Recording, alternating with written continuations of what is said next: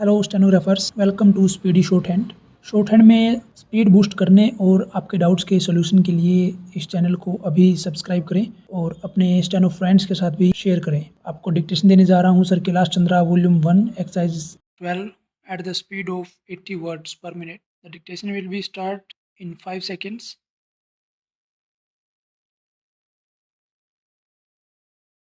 Ready, start. I have no intention of giving a certificate about which my honorable friend Dr. Krishnaswamy was talking some time ago, since anything like a certificate being given by any member of the business community is likely to be misunderstood. But the fact remains that impartial observers, both here and abroad, have testified to the soundness and stability of our finances, which have successfully withstood severe stress and strains of the changing economic factors, both national and international, and for this the fullest possible credit is due to the wise handling of the situation by our present finance minister. There have been criticisms on both sides. Some have described the budget as pro big business, as something which has brought about a boom in the stock exchange, and as something which has brought about satisfaction in the business circles. The fact is that if there has been any satisfaction, it has been due purely a negative features of the budget, and not because any positive relief in any direction has been given to business or industry.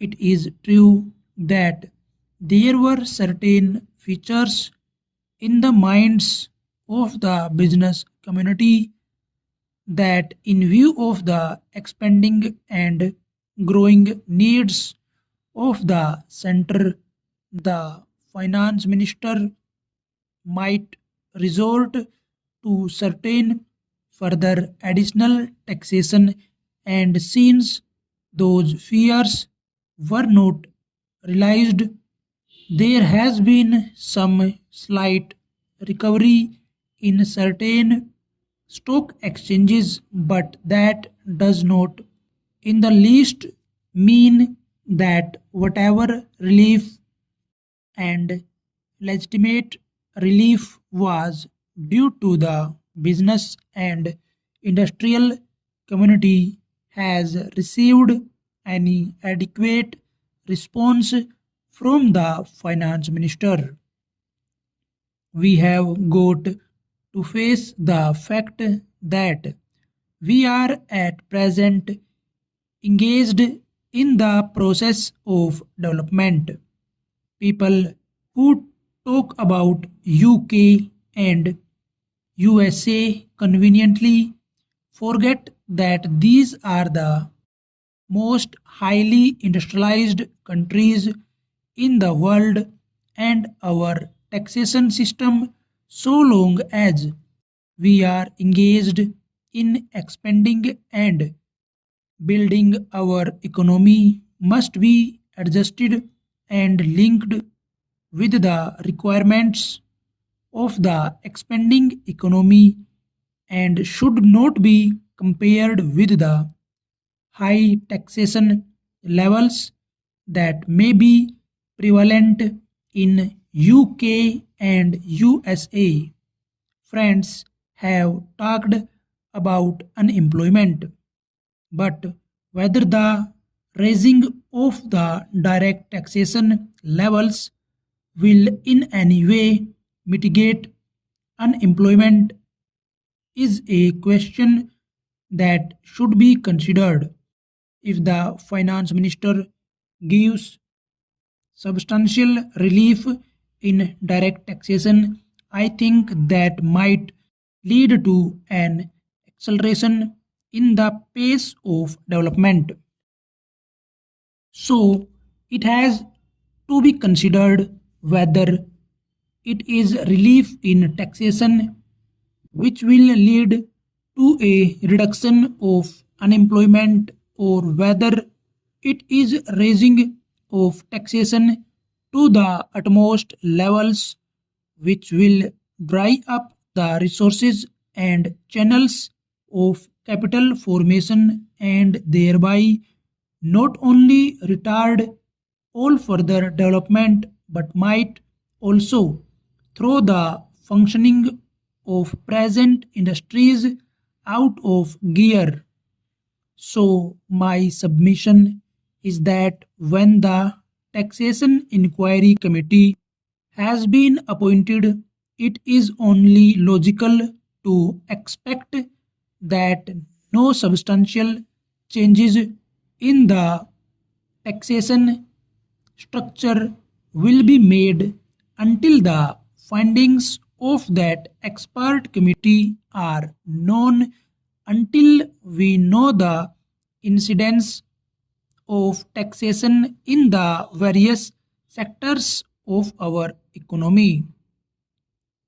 Now, coming to the question of deficit financing, I am afraid that my esteemed friend's attitude was somewhat different from the line of opinion in the business and industrial community. Note that we advocate deficit financing for bring any artificial rise in prices, but the fact is that those who have criticized deficit financing have not suggested any other alternative or made any other constructive suggestions which will bring about necessary development plans. After all, the fact has got to be faced that whatever program we have set out in the national plan should go on unimpeded by any financial considerations. An assurance has been given by the finance minister so far as the financial resources are concerned. He will ensure that the 5-year plan will not in any way be retarded.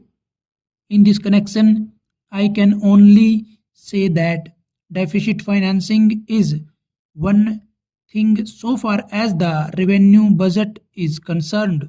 So far as normal expenses and expenditure are concerned, certainly nobody would advocate deficit financing, which might be very undesirable. But when it is a question of doing something abnormal, of investing something in productive channels, then certainly some risk has got to be taken, and I think the finance minister has been fully cautious in taking whatever measures he has so far.